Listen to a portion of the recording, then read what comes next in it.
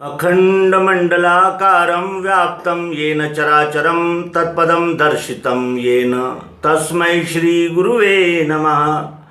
अज्ञानान्धस्य लोकस्य ज्ञानाञ्जनशलाकया चक्षुरुन्मीलितं येन तस्मै श्रीगुरुवे नमः।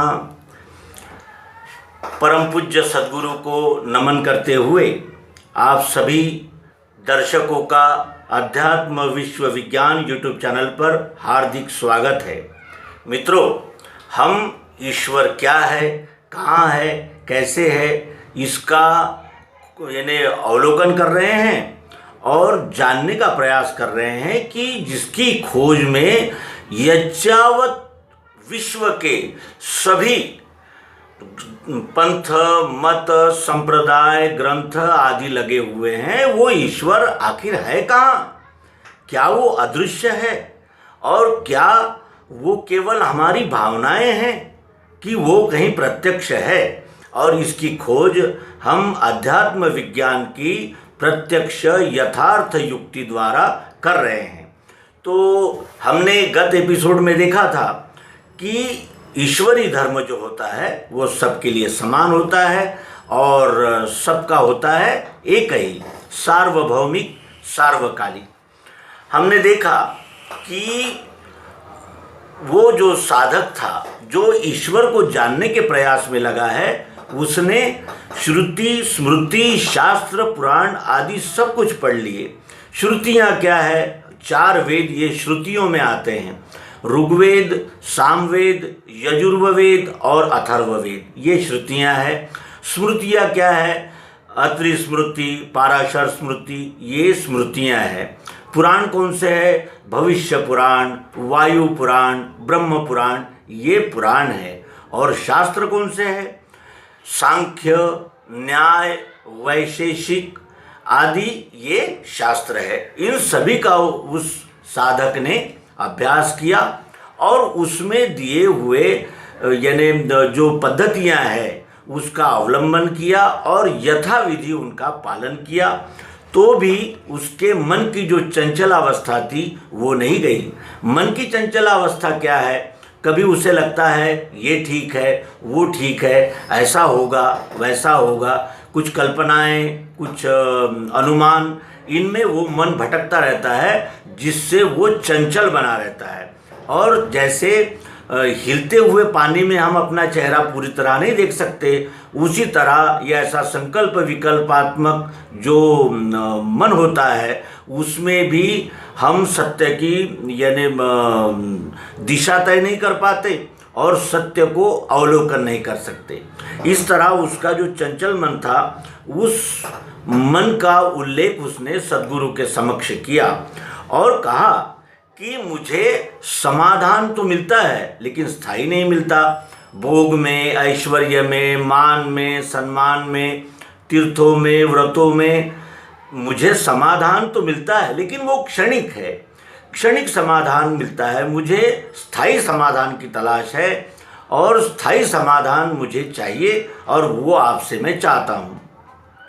और वो ये भी कहता है साथ ही में कि श्रुतियों में तत्त्वम् असि, यानी तत्त्वम् असि ये महावाक्य जो शास्त्रों यानी श्रुतियों में कहा गया है, उसका क्या आशय है, वो कैसा है, कैसे देखा जाता है, कैसे जाना जाता है, वो मेरे ध्यान में बैठता नहीं। आप मुझे कृपा करके उस सिद्धांत का सरल, सुबोध, यथार्थ और प्रत्यक्ष बोध देने की कृपा करें, ऐसा वो साधक सद्गुरु से प्रार्थना करता है। और वो ये भी साथ ही कहता है कि मुझे अभी शब्दों में नहीं चाहिए, क्योंकि शास्त्र, पुराण और श्रुतियाँ, स्मृतियाँ ये सब शब्द ही शब्द है। शब्दों में जिस तरह पानी पानी कहने से मनुष्य की प्यास नहीं बुझती, उसी तरह शब्दों में सत्य के विषय में जान लेने पर भी इस जीव का समाधान नहीं होता। इसलिए अब मुझे यथार्थ बोध चाहिए। यथार्थ जैसा है वैसा साक्षात प्रत्यक्ष प्रायोगिक बोध मुझे चाहिए और वो आप मुझे कृपा करके दीजिए। और इस सनातन सिद्धांत को जानने के लिए सनातन रीति मुझे चाहिए जिससे मैं इस विश्वरूप परमात्मा को, ईश्वर को जान सकूं। और आत्म प्राप्ति जो है, इस आत्मलाभ को बुद्धि ग्रहण कर सकती है, लेकिन बुद्धि जान नहीं सकती, क्योंकि ये बुद्धि का विषय नहीं है। ये विषय सद्गुरु के द्वारा प्रत्यक्ष तत्व दर्शन का है। सद्गुरु ने प्रत्यक्ष तत्व दर्शन करने के बाद बुद्धि इसका ग्रहण कर सकती है, और बुद्धि ग्रहण करके फिर वो निर्णय यानी निश्चय तक पहुंचती है। तो आत्म प्राप्ति के लिए गुरु कैसे चाहिए? आत्मदर्शी चाहिए, तत्वदर्शी चाहिए, प्रत्यक्षदर्शी चाहिए। गुरु तो विश्व में सब कुछ है, बहुत सारे गुरु हैं, लेकिन जो प्रत्यक्षदर्शी और तत्व का ज्ञान रखने वाले, तत्वबोध कराने वाले सद्गुरु चाहिए। तो शिष्य में भी कुछ योग्यताएं चाहिए। तो शिष्य कैसा चाहिए? सात्विक श्रद्धावान। सात्विक श्रद्धावान और निर्मल मन, और उसकी जो बुद्धि है वो सत्य को जानने के लिए उत्सुक ऐसी चाहिए। तो सात्विक श्रद्धावान शिष्य को और तत्वदर्शी सद्गुरु से ही ये बोध होता है। इस तरह अब हम आगे देखेंगे कि वो श्री गुरु क्या उत्तर देते हैं। श्री गुरु कहते हैं कि किसी भी सिद्धांत का लक्ष्य होने से ही यानी निश्चय होता है। अगर हमने यश टू वो, ये पानी का सूत्र है, और इस पानी के सूत्र को हमने दिन रात रटना शुरू किया, यश टू वो यानी पानी, यश टू वो यानी पानी, तो क्या हमारी प्यास बुझ जाएगी? क्या वो पानी उपलब्ध हो जाएगा? नहीं, क्योंकि उस सिद्धांत का लक्ष्य जो है वो पानी है, जो प्रत्यक्ष हमारे सामने आए तब हमारा समाधान होता है, और वो भी पानी सामने आने से समाधान नहीं होगा। तो पानी जब हम ग्रहण करेंगे तब हमारा समाधान होगा। और अपने स्वस्वरूप का निश्चय करने के लिए सिद्धांत का लक्ष्य होना चाहिए। और लक्ष्य कैसे होता है? लक्ष्य शब्दों में नहीं होता, लक्ष्य होता है प्रत्यक्ष यथार्थ पद्धति से, जिसे विज्ञान कहते हैं। अज्ञान, ज्ञान और विज्ञान। अज्ञान से मनुष्य ज्ञान में और ज्ञान से विज्ञान में प्रवेश करता है। अज्ञान यानी अंधेरा, ज्ञान यानी जानकारी, और विज्ञान यानी पाई हुई जानकारी का यथार्थ प्रात्यक्षिक, उसे विज्ञान कहते हैं। और इसी विज्ञान की रीति से स्वरूप का साक्षात्कार होता है। स्वरूप का साक्षात्कार यानी अपने यानी अस्तित्व का साक्षात्कार केवल विज्ञान की रीति से ही होता है। और इस विज्ञान की रीति से जब हम उस सत्य का साक्षात्कार कर लेते हैं तब हमें बोध होता है। बोध का अर्थ होता है अटल निश्चय, या अटल जिसे कहा जाएगा कि धारणा, उसे बोध कहते हैं। और ये बोध एक बार हृदय में हो गया कि फिर हमें दृढ़ निश्चय की प्राप्ति होती है, जो फिर मन की चंचलावस्था नष्ट हो जाती है और बुद्धि का निश्चय हो जाता है। और बुद्धि का निश्चय होते ही फिर हम सभी संशय भ्रमों से मुक्त हो जाते हैं। और इस सनातन सिद्धांत को प्राप्त करने से क्या होता है? जड़ चैतन्य की जो ग्रंथि पड़ी हुई है, यानी हम कहते हैं कि ये जड़ है, वो चेतन है। तो जड़ और चेतन क्या है, इनका जो रहस्य है वो उजागर हो जाता है। और यही वो सनातन प्रायोगिक सद्गुरु युक्ति है, जिस सुमार्ग से जड़ चैतन्य की ग्रंथि का निराकरण होता है।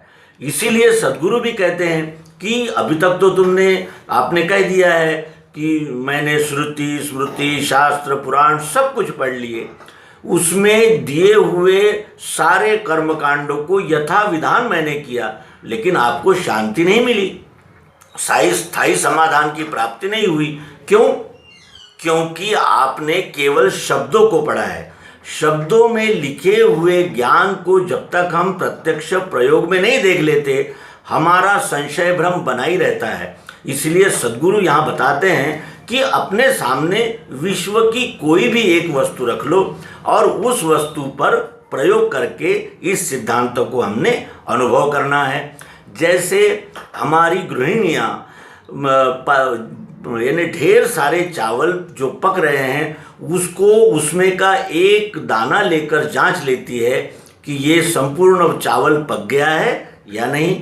उसी तरह इस विश्व रूप परमात्मा को जानने के लिए इसी विश्व में का कोई न कोई पदार्थ, कोई न कोई पिंड अपने सामने रखना चाहिए और उस पिंड पे प्रयोग करके ही हमें सिद्धांत का निश्चय हो सकता है, प्रत्यक्षीकरण हो सकता है। इसीलिए वो कहते हैं कि तुम अपने आगे बताशा या मिश्री का कोई ठेला रख लो और या कोई भी वस्तु आप रख सकते हैं, प्लास्टिक की, लोहे की, कागज़ रख लीजिए, कुछ भी एक वस्तु अपने आगे रख लीजिए जिस पर हमें प्रयोग करके प्रत्यक्ष ये देखना है कि ये विश्व क्या है और इस विश्व में जो है वो इस पिंड में कैसे हैं, इसकी एकात्मता हमें प्रयोग द्वारा देखना है। जो इस पदार्थ में है वही इसमें है, जो इसमें है वही संपूर्ण यज्ञावत सृष्टि में है। ये हमें प्रयोग के द्वारा सद्गुरु युक्ति से देखना है। और दृष्टियां 3 प्रकार की होती है, स्थूल दृष्टि, सूक्ष्म दृष्टि और कारण दृष्टि। स्थूल दृष्टि में हम देखते हैं ये अलग है, वो अलग है, वो अलग है, वो अलग है, सब कुछ अलग अलग दिखता है हमें। मैं भोगने वाला हूँ, ये भोग्य है, ये मैं देखने वाला हूँ, ये दिखने वाला है। इस तरह 2 भाव में हमें ये सारा विश्व नज़र आता है, ये स्थूल दृष्टि है। सूक्ष्म दृष्टि क्या है? जो इस एक वस्तु में है वही सभी वस्तुओं में है, ये बुद्धि की दृष्टि से देखना सूक्ष्म दृष्टि है। और इस सूक्ष्म दृष्टि से इस विश्वरूप परमात्मा को जान लेने से हमारे सभी भ्रम संशयों का जो जाल फैला हुआ है, मानिंदियों का, कल्पनाओं का जो अनंत विस्तार फैला हुआ है, उसका निराकरण हो जाता है और हमारी बुद्धि सत्य में प्रतिष्ठित हो जाती है। और हृदय में यानी अंतःकरण में इंद्रियां, मन, बुद्धि, चित्त और अहंकार, इन सभी साधनों से हम प्रयोग द्वारा उस विश्वरूप परमात्मा का प्रत्यक्ष यथार्थ दर्शन कर लेते हैं। तब हृदय में बोध हो जाता है और बोध होते ही सभी प्रकार के संशय भ्रम से हम मुक्त हो जाते हैं और ये जो भी सुना हुआ है उसका प्रत्यक्षीकरण हमें प्रयोग द्वारा हो जाता है। इस तरह हम ईश्वर क्या है, कहाँ है, कैसा है, इन प्रश्नों के समाधान में अग्रसर है। आपसे भी प्रार्थना है कि आप भी अपने आगे कोई लोहे का टुकड़ा, कागज़ का टुकड़ा, प्लास्टिक का टुकड़ा, कुछ भी आगे रख लीजिए और प्रयोग के द्वारा सद्गुरु युक्ति से उस विश्वरूप परमात्मा का यथार्थ प्रत्यक्ष साक्षात अनुभव लेकर सभी संशय भ्रमों से मुक्त होइए। तो मित्रों, आगे इस मालिका को जारी रखेंगे। आप सभी से प्रार्थना है कि अब तक दिए हुए सहयोग की तरह भी आगे भी आप सहयोग देंगे और कमेंट बॉक्स में अपनी उपस्थिति अवश्य दर्ज कराएंगे, जिससे हमें सतत उत्साह और ऊर्जा मिलती रहे। धन्यवाद। सद्गुरु भगवान की जय, विश्वरूप परमात्मा की जय।